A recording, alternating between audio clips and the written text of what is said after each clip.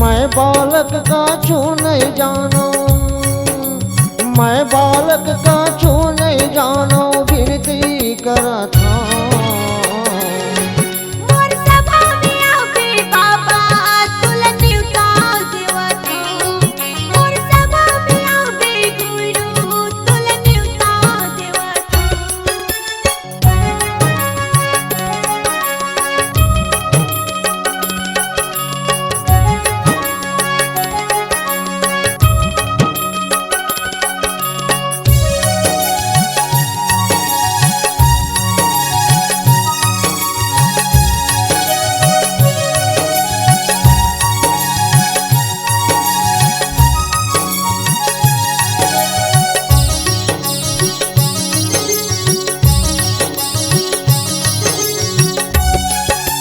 गिरौदपुर के गुरु घासीदास पूरा कर दे मन अभिलाष। गिरौदपुर के गुरु घासीदास पूरा कर दे मन अभिलाष।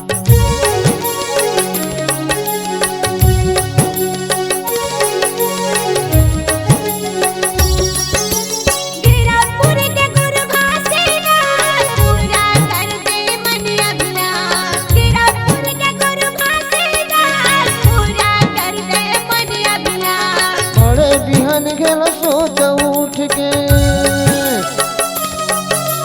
बड़े बिहन गेल सोच उठ के माथ नवावा था।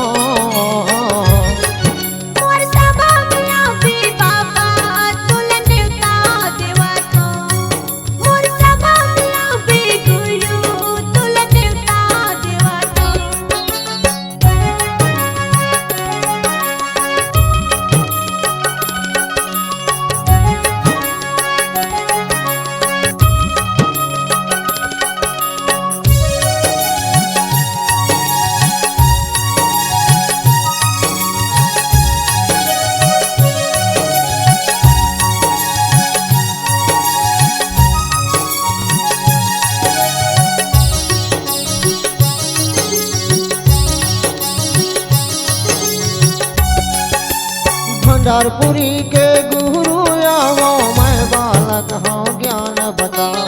भंडारपुरी के गुरु आओ, मैं बालक हूँ ज्ञान बताओ।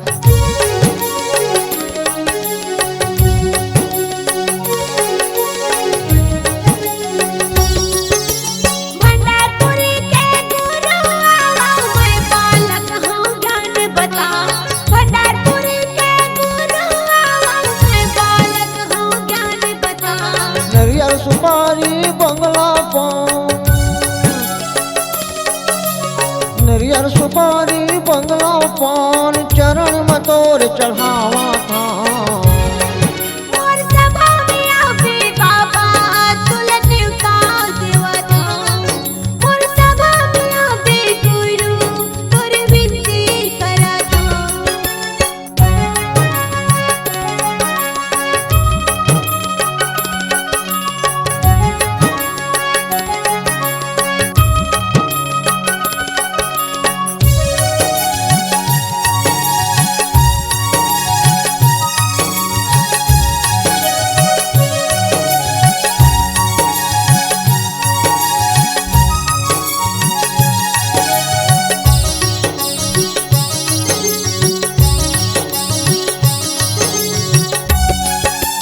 चटुआ धाम गुरु अमरदास नेवता देवत हाँ तोलाया। चटुआ धाम गुरु अमरदास नेवता देवत हाँ तोलाया।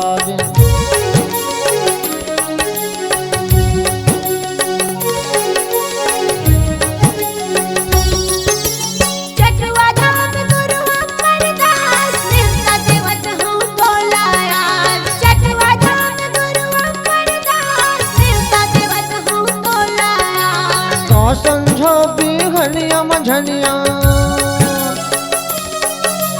का समझो बिहनिया मझनिया सुरता करा था।